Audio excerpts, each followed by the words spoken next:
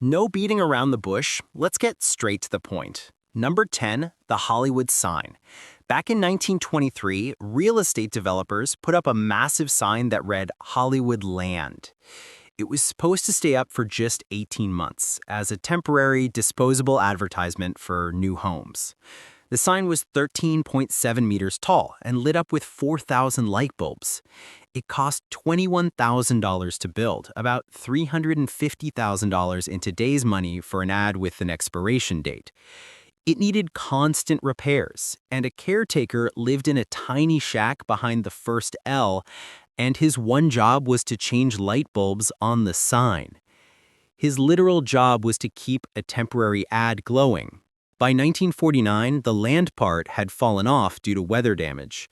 The city, tired of paying for upkeep, removed it. Now it just read Hollywood.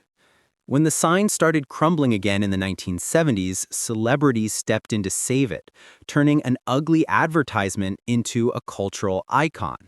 Hugh Hefner threw a party where the letters were auctioned off at $27,700 apiece. Alice Cooper bought an O, singing cowboy Gene Autry bought an L, and Andy Williams bought the W. The world's most famous temporary real estate ad had to be saved by the Hollywood elite to keep existing. Number 9. The TV dinner. Back in 1953, Swanson Foods had a big problem. They overordered turkeys for Thanksgiving. 260 tons of frozen turkey, just sitting in refrigerated rail cars, staring at them. One of Swanson's salesmen, Jerry Thomas, had an idea. During a flight, he noticed that airlines were serving heated meals in aluminum trays with different compartments. He thought, what if we make this, but for sad people eating alone at home? They started packaging turkey with cornbread stuffing, peas, and sweet potatoes. Each meal cost 98 cents. These dinners were supposed to be a one-off thing to get rid of the turkey surplus. Instead, they accidentally changed the way Americans eat forever.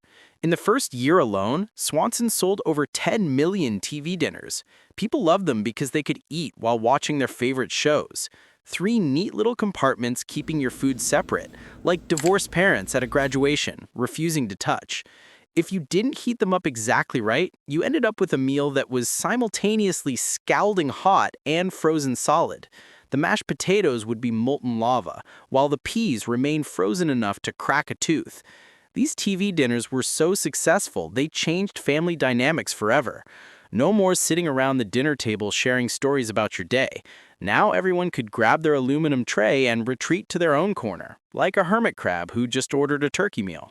Number 8. The QWERTY Keyboard. Imagine designing something to be intentionally inefficient, and then watching it become the global standard for the next 150 years. That's exactly what happened with the keyboard you are probably typing on right now. Back in the 1860s, a newspaper editor named Christopher Latham Sholes was trying to build a typewriter.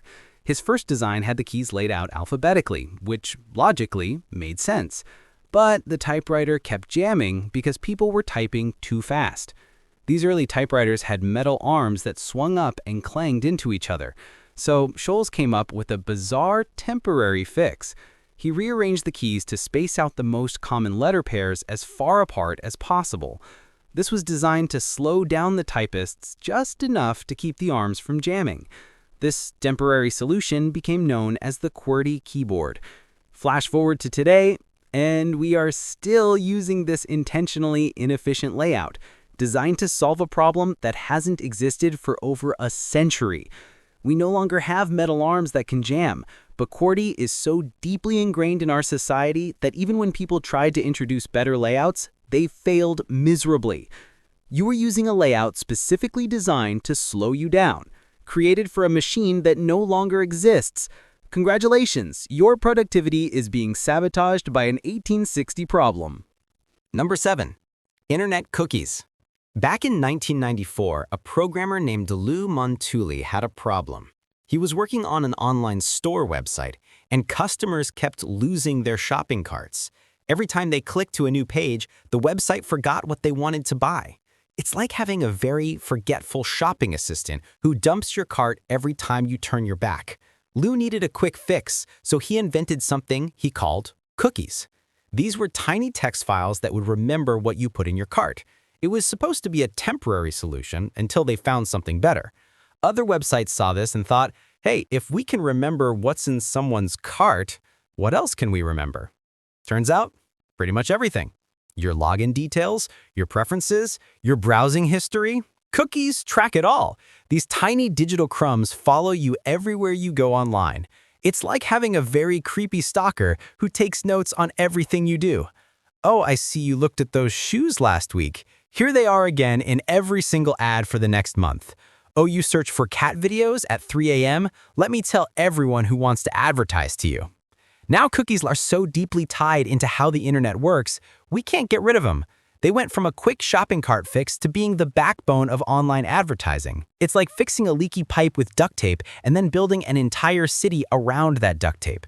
So next time you see the "this website uses cookies" pop up, remember, you are looking at a temporary fix that is now old enough to have its own children. Number 6. The WinRAR 40-day trial. The WinRAR 40-day trial is the longest temporary thing in human history. That pop-up telling you your trial expired has been showing up since the days dinosaurs roamed the internet. WinRAR is like that friend who says they'll just crash on your couch for a few days, but ends up staying for 20 years, using your Wi-Fi and not even bothering to pay rent. The company came up with this genius marketing strategy back in the 90s. They said, try our software for 40 days. After those 40 days, nothing actually happens. The software keeps working perfectly fine. You just get a polite reminder to buy WinRAR. You can click close and keep using it forever. It's like a vampire who politely asks for permission to enter your home every single time, but walks in anyway, even if you say no. While millions of us could keep using it for free, companies and organizations couldn't. They needed official licenses to avoid legal trouble. So while millions of us were clicking Remind Me Later for the 1,000th time, big businesses were actually paying. This strategy worked so well that WinRAR is still around today, still showing that same pop-up, still being ignored by millions. Some people have literally grown up, graduated college, gotten married, and had kids, all while using the same WinRAR 40-day trial. There's even a subreddit called Paid for WinRAR, where people post proof they actually bought it. It's like a support group for people who did the unthinkable and broke the unspoken rule of the internet. Enjoying it so far? Then subscribe. Continuing. Number 5. Daylight saving time. Back in World War I, desperate Germany needed to save coal for the war effort. Their solution? Just change the time. The idea caught on faster than a TikTok dance trend. After the war ended, most countries went back to normal time, but this temporary wartime measure stuck around. Like that house guest who simply won't leave, eats all your food, and steals your sanity. Now we do this time travel thing twice a year and nobody really knows why. The original motive was to save energy, but modern studies show it saves about as much energy as turning off your toaster once a month. Plus, heart attacks spike 24% in the week after we spring forward.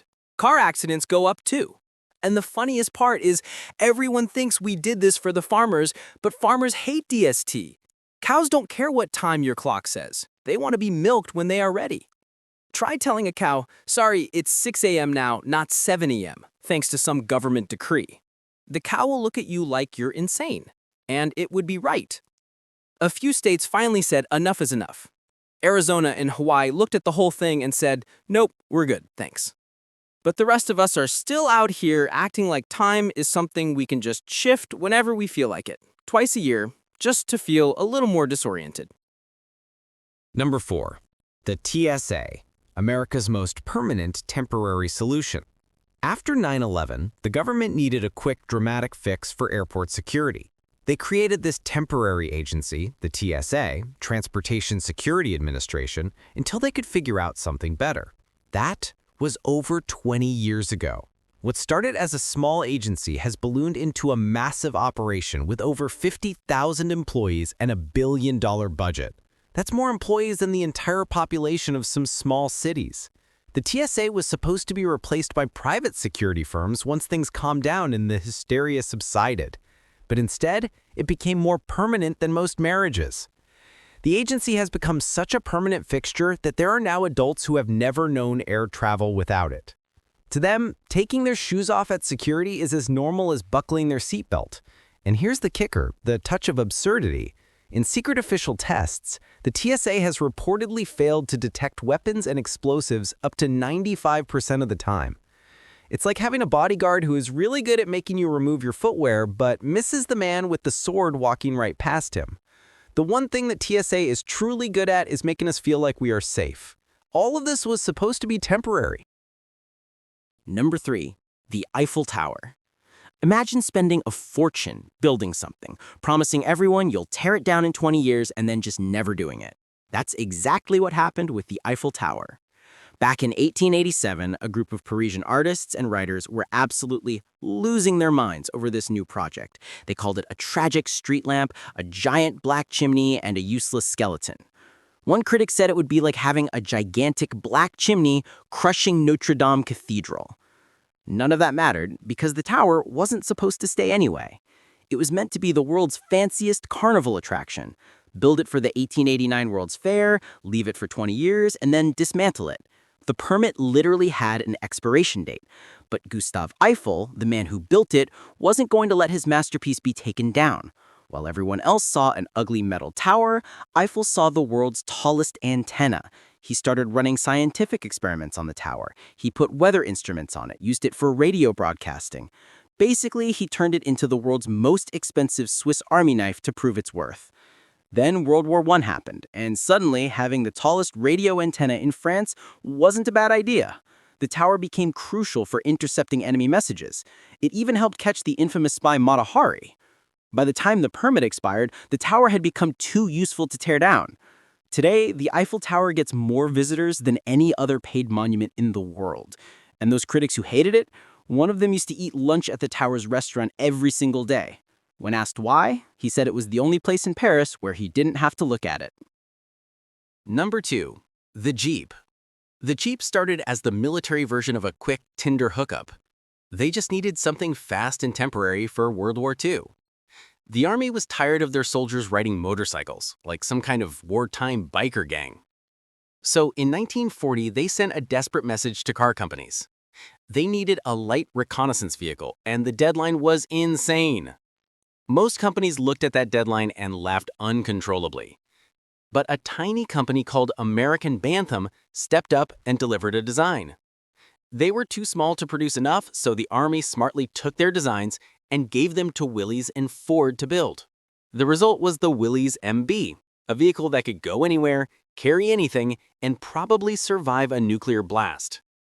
General Eisenhower later said the Jeep was one of the 3 tools that won World War II. After the war, the military had thousands of these temporary vehicles sitting around. They started selling them to civilians for next to nothing, and people went nuts for them. Farmers realized they were better than tractors. Adventurers found they could go places that would make a mountain goat nervous.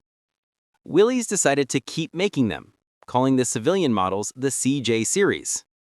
Even the name Jeep wasn't supposed to stick. It might have come from GP, general purpose, pronounced sloppily. The Jeep Wrangler you see today still has the same square shape, removable doors, and fold-down windshield as its 1941 great-great-grandfather. A quick fix that became an automotive legend. Number 1. The Korean DMZ. Imagine building a fence to keep your neighbor's dog out of your yard for a few days. But then that fence stays there for 70 years. That's basically what happened in Korea. But instead of a fence, we're talking about a 4-kilometer wide, 250-kilometer long strip of land packed with landmines and guard towers. Back in 1953, everyone thought it would be a quick fix. Just separate the 2 sides until they could sort out their differences. That was over 70 years ago, and we are still on pause. This strip of death and destruction accidentally became one of the world's most successful wildlife sanctuaries. Because humans can't go in there unless they want to play a very dangerous game of blind man's bluff with landmines, nature has taken over. You have endangered cranes doing their morning dance routines between military checkpoints. Tigers and leopards are lurking around old tank traps. There are even bears roaming through forgotten landmine fields, probably wondering why humans left them such a strange park. Then there is the psychological warfare. South Korea used to blast K-pop through giant loudspeakers across the border. North Korea would respond by blasting propaganda about their leader's greatness. It's like the world's deadliest DJ battle, where the playlists can trigger a war. The whole thing is so tense that in 1976, a fight started over a tree. North Korean soldiers killed 2 American soldiers who were trying to prune a poplar tree that was blocking their view. The response was Operation Paul Bunyan. The US and South Korea sent in a massive military force, including bombers and fighters, just to chop down one tree. Scientists estimate there are about 6,000 species of plants and animals in the DMZ, so this place, designed to keep humans apart, became a paradise for everything else. That's all for today. We'll make similar videos in the future. Subscribe so you don't miss any. Until the next Ya Explains.